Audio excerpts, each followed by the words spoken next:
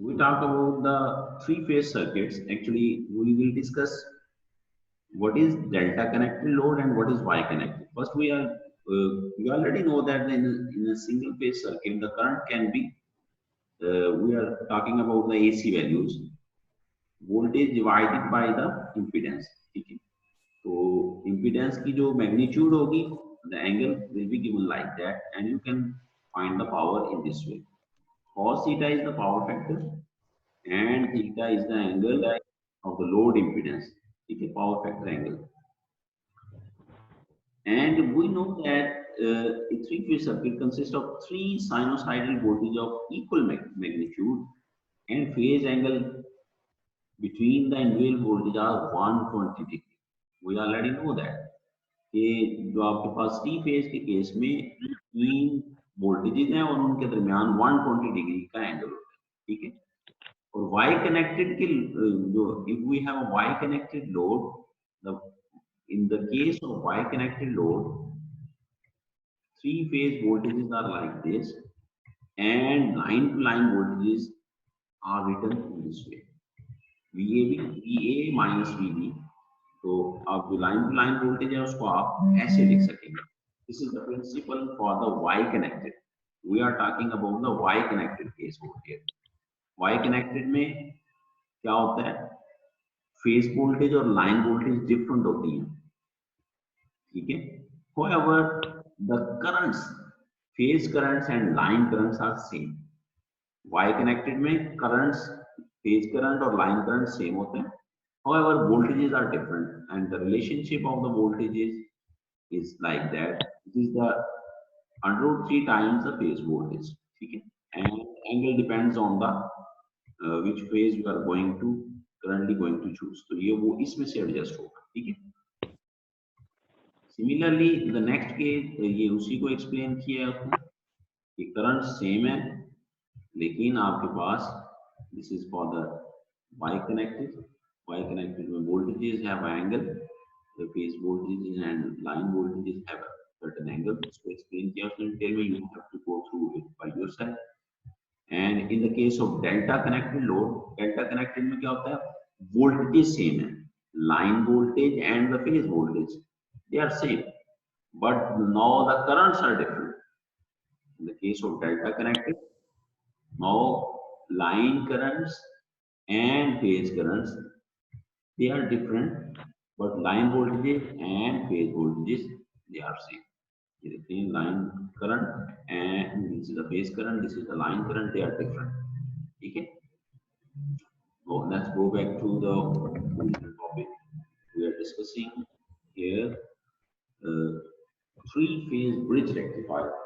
Now in the previous case we are discussing the half wave case. Each diode converts only during the half positive cycle. So what will happen in the three-phase bridge case?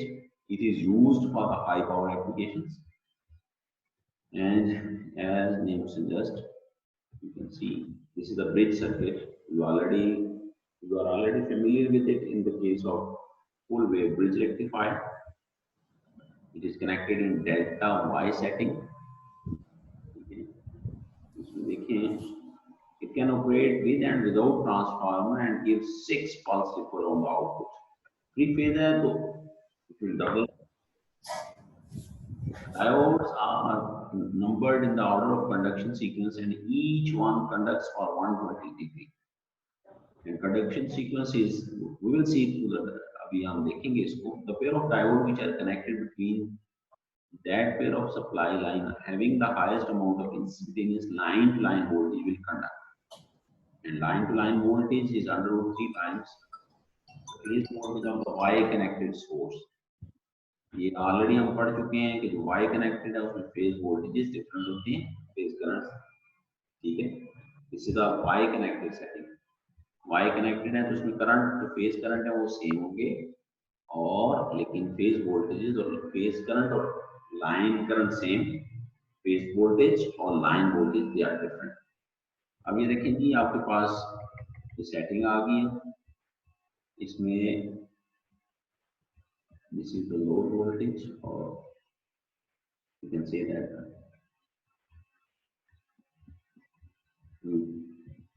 103 amp. This is actually the line voltage. This is the line voltage. Here, this is the line voltage. Now, why we are taking the line voltage? Because diode, each time there is a pair of diode conducts. Suppose in the first cycle, if we see this is the line case. It is conduction is between diode 5 and 6.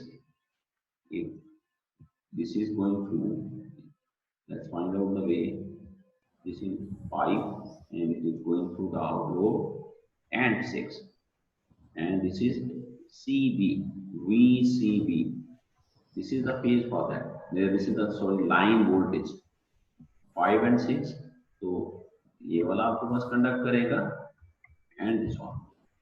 Then is 6-1, यानी उसके बाद होगा ये कि जब line voltage compute होगी तो the maximum जो भी लाइन होगी इन सब में से वो कंडक्ट करेगी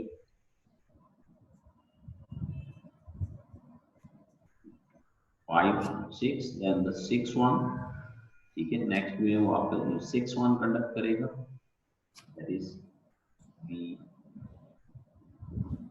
ये आपका 1 है, ठीक है. एंड दिस वन इज 6-1 और 1-6, दैट इज ए बी. इसी तरह ये सारे का सारा सीक्वेंस कंप्लीट होगा और उसमें से जो मैक्सिमम जो होगा दैट विल, ये आपके पास तो पूरे का पूरा कॉम्बिनेशन है. How these line voltages are merge in a circuit, लेकिन जब in case of the diode तो जो आपके पास मैक्सिमम पीक होगी दैट विल बी कंडक्टेड. तो इसमें से ये this one the upper one for the each phase is going. And you can see that this is your load voltage, and this is the line current. In that case, line current में देखें आप, line current is the same as the phase current. That is, in the case of this line A, this one, this is the case. अब ये कौन सा case है IA के case में, जब डायोड D1 कंडक्ट करेगा. डायोड D1 कहाँ पे कंडक्ट कर रहा है, 6-1 में और 1-2 में. Then we have a line current. अब ये देखिए लाइन करंट हमारा कहाँ से कहाँ कंडक्ट करेगा, 5/3 to 5, ठीक है. 2 डायोड्स है. अब ये देखें ये टोटल 6 पाथ है ना हमारे पास, यानी जो कॉम्बिनेशन बन रहे हैं डायोड्स के, 3 डायोड्स हैं और इसके 6 कॉम्बिनेशन है. We have to divide since these are equally operating in 2 pis, तो हमें 180 को 6 पे डिवाइड करना पड़ेगा. तो कितना बन जाएगा ये 30 डिग्री. ऐसी है जी? जी सर. डिवाइड करना पड़ेगा ना, कितने साइकिल बन जाएंगे. बात समझ रही है नहीं जी? तो each diode will conduct for a period of 5/3. क्या होता है भाई? 60 सर. और पाई क्या होगा? 180 सर. 180. तो एक डायोड कितने टाइम के लिए कंडक्ट कर रहा है? 120 डिग्री के लिए. 5/3 से ये देखेंगे, ये लाइन करंट देखें ना, ये लाइन करंट किसका है? एक डायोड की कंडक्शन है ना ये आपके पास. जी सर. ठीक है, एक डायोड है ना, ये देखिए इसमें 1 है, इसमें भी 1 है जी. तो वो कितनी देर के लिए कंडक्ट कर रहा है? 120 डिग्री के लिए. ठीक है, तो जब ये हमारे पास टोटल कितने गैप्स हैं? 6 हैं. 1 2 3 4 5 6. तो 2 पाई है आपके पास. 2 पाई कितना होता है? 360. तो 360 डिवाइडेड बाय 6 कितना हो गया? तो ये 6 इक्वल आ जाएंगे ना आपके पास जो कंडक्शन साइकिल होंगे. ये हमारे पास 6 पेयर हैं डायोड्स के, 1 2 1, जैसे भी ये कॉम्बिनेशन बने हुए हैं. It could be anything. वो बात समझ आ रही है, पहले पढ़ रही कि नहीं? पढ़ रही है जी। ठीक है, we already know that it will always operate in pairs. तो पेयर क्या होगा, कभी 1 6 के साथ बन रहा है, 1 2 के 1 6 के साथ बन रहा है, 1 2 के साथ बन रहा है, ठीक है। इस तरह 3 जो है वो 2 के साथ बनेगा, 3 4 के साथ बनेगा, 5 4 के साथ बनेगा, 5 6 के साथ बनेगा। तो ये टोटल आपके पास साइकिल है, उस पर डिवाइड हो जाएगा, ये आपकी टोटल आउटपुट है। और ये लाइन करंट है, लाइन करंट मींस कि एक डायोड में से कितना गुजरेगा, and this is the diode current, ठीक है। तो डायोड में से ID1, ये D1 से, तो वो उसने उसका साइकिल, क्योंकि हमें सबके लिए निकालना है ना, no we move forward and see what is going to actually happen. This is the case of Y connected. तो लाइन पहले वोल्टेजेस को हमें सेपरेट करना पड़ेगा फेज वोल्टेजेस से। these are the phase voltages, they are always separated by 120 degree। ये आपको पता है ना, 3 फेज है तो तीनों 120 डिग्री से सेपरेटेड होंगी। And line to line voltage lead the phase voltage by 30 degree. तो आपके पास लाइन वोल्टेज होती है, line to line voltage is always lead by the phase voltage by 30 degree. The instantaneous voltage VAB, that is √3V maximum sine. ये भी हम करके आए हैं, नेक्स्ट में आखिर में हमने देखा है ना, अभी इसका रिव्यू किया था। It's a Y connected, phase voltages and line voltages are different। तो ये उसका combination है, ठीक है। You have to go after the lecture, you need to repeat these things, ठीक है। These are the very basics। And our average output voltage is found from। अब ये देखें, इसको हम cause ले सकते हैं ना, अगर हम मिडल से इसको कंसीडर करें। ये देखिए, अगर यहां से मिडल से कंसीडर कर लें इसको, बात समझ आई है नहीं? तो ये हमारे पास क्या है, ये कॉज है। This is the √3V maximum cos omega T. तो अगर हम इसका ये पीरियड आपके पास क्या आ रहा है, 0 to π/3। उसने क्या किया, 0 to π/6 लेके उसको डबल कर लिया एंड 2π/6 कर लिया। ये 2π/3 बेसिकली π/3 ही है। इसको बुक वाले ने थोड़ा सा कॉम्प्लिकेटेड किया हुआ है।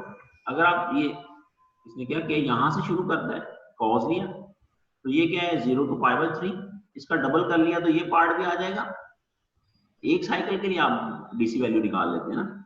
और जो टोटल पीरियड है दैट इज 0 to π/3, उसको उसने 2π/6 लिखा था। बात तो समझ आ रही है नहीं, ये वाली? हाउ मैनी, सबको समझ आ गई है? जी सर बिल्कुल। हाँ जी, वकील रहमान साहब को बात समझ आई है? जी जी सर बिल्कुल। रेहान साहब आप आए हैं? हेलो जी साइमा को आए हैं?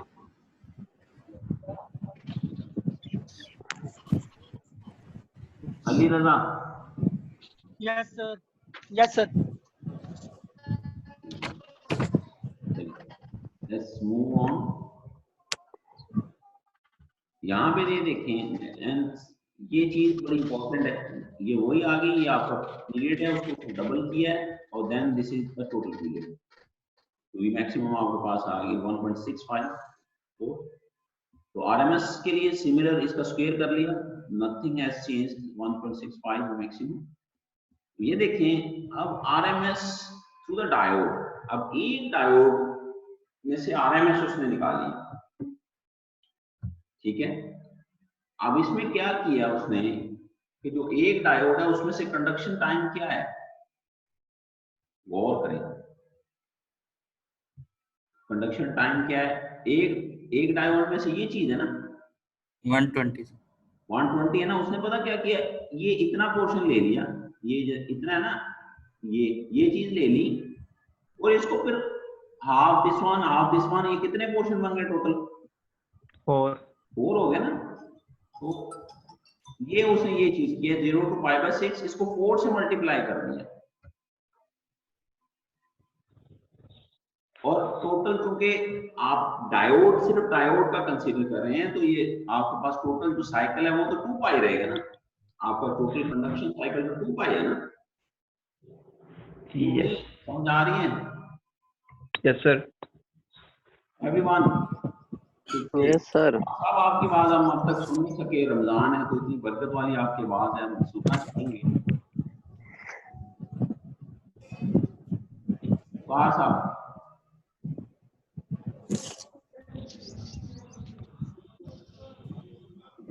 तो चलेगी। एक तो ये होता कि हम आपका दीदार कर लेते ताकि हमारा दिन अच्छा होता। बात सुन रहे हैं हमें?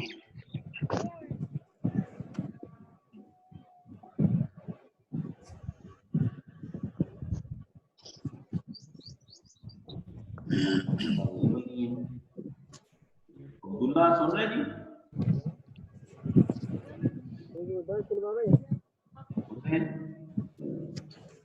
ये देखिए जी, ये बात समझिए, बड़ी इंपॉर्टेंट बात थी जो हमने की अभी कि RMS current through the diode, ये 4 कैसे आया? ठीक है, ये उसने जो कंडक्शन टाइम है, आई रिपीट दैट, डायोड में से उसने एक बैच ये वाला लेके सॉरी इतना लिया पहले, जिस तरह फिर इसको वो कर लिया ना, ये टोटल कंडक्शन टाइम आपके पास ऐसे निकाला और पूरा साइकिल क्या है, बस 2 पाई उसको ले लिया। ठीक है, the RMS value of the transformer secondary, ये डायोड के लिए था। ठीक है, उसने उसको 4 ले लिया। ठीक है, now how about the secondary? Secondary में से कितना करंट फ्लो करेगा? Why it is 8? Can anyone tell?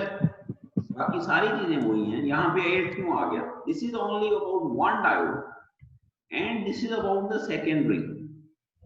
तो सेकेंडरी में तो आपके पास क्या होगा? बोले जी बताएं, ये 8 कैसे आ गया?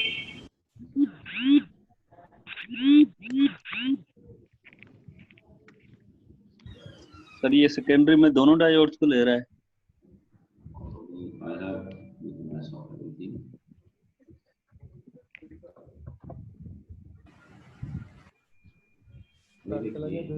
सेकेंडरी को देखेंगे ਤੇ ਸਰਵਿਸ ਕਰਾਣੀ ਹੈ ਪੰਜਾਬ ਜਿਹੜਾ ਕਾਲਜ ਹੈ ਉਸ ਤੋਂ ਪਹਿਲੇ ਜਿਹੜਾ देखिए इसमें आपके पास ये था, जिस साल से राजन ये करके ना फुल सर्विस करता है, ये वो एक डायोड के लिए देगा ना, तो सेकेंडरी में क्या आएगा?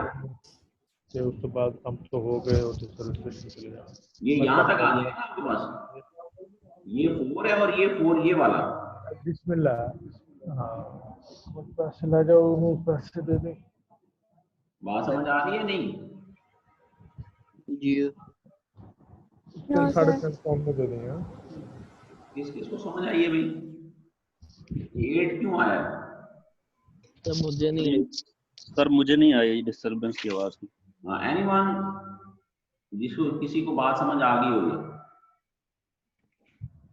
ये सेकेंडरी में उसने 8 क्यों लिया? सिंपल डायोड के केस में उसने क्या लिया था? 4 to 5।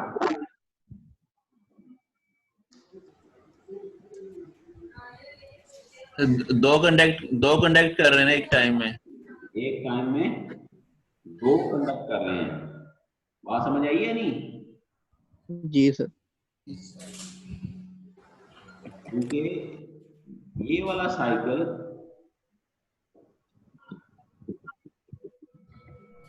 जब आप पेड़ को देखें तो ये देखें, एक टाइम में 2 कंडक्ट कर रहे हैं। आपने सेकेंडरी की बात कर रहे हैं ना आप? जी सर। तो उस केस में ये बात जो है ना, ये बड़ी इतनी इजीली क्लियर नहीं होगी। You need to concentrate on that. यहाँ पे तो 4 हमने इसलिए ले लिया कि वो एक सिंगल डायोड की बात कर रहे हैं। ठीक है, अबाउट दिस वन, इसमें हम सेकेंडरी करंट की बात कर रहे हैं। ठीक है, तो जो सेकेंडरी करंट का पूरा साइकिल देखेंगे तो उसमें क्या होगा कि वो एक पीछे से भी कनेक्ट कर रहा होगा, एक आगे से भी कनेक्ट कर रहा होगा। उसका जो पूरे का पूरा सीक्वेंस होगा वो क्या होगा? 8 ये जो है ये आपके पास 4 साइकिल बनेंगे, ऐसे ही है जी? जी सर। ठीक है,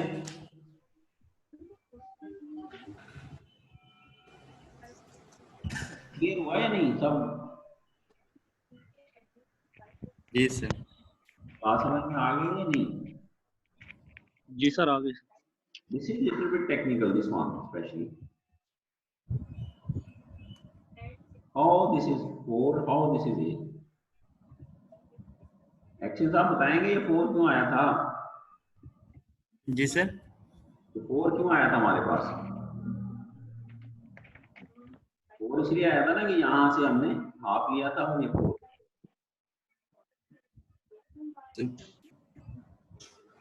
Let's move.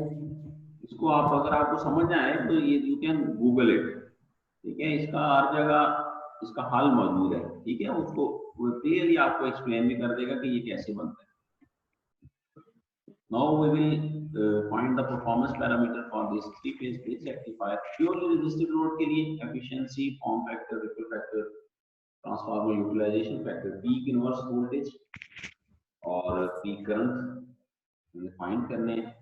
वही हमारे पास DC वैल्यू और RMS वैल्यू होनी चाहिए, ठीक है?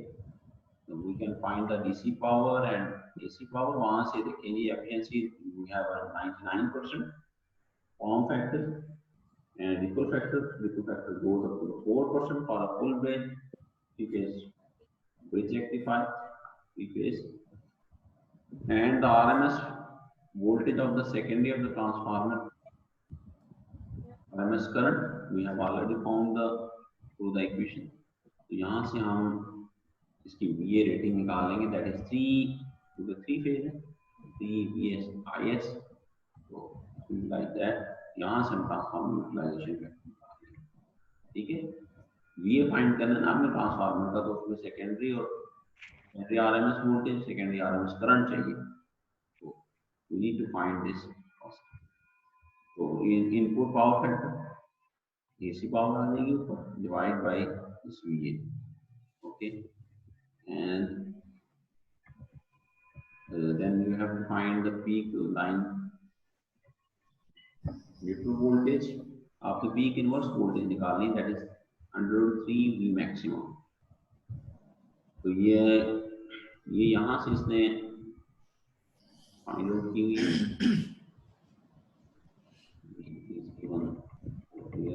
यहाँ पे इसने DC वैल्यू दी थी, DC वैल्यू से आप ये फार्मूला यूज करते हुए DC वैल्यू का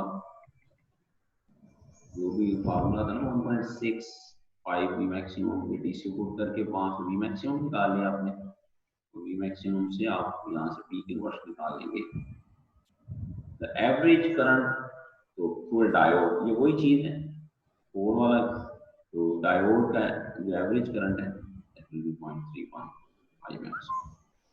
So I maximum the average current for each diode, there are 3 diodes, ऊपर करंट दिया हुआ है 60 एम्पीयर, एवरेज करंट है तो 20 from the each diode, peak current आपके पास will be 62.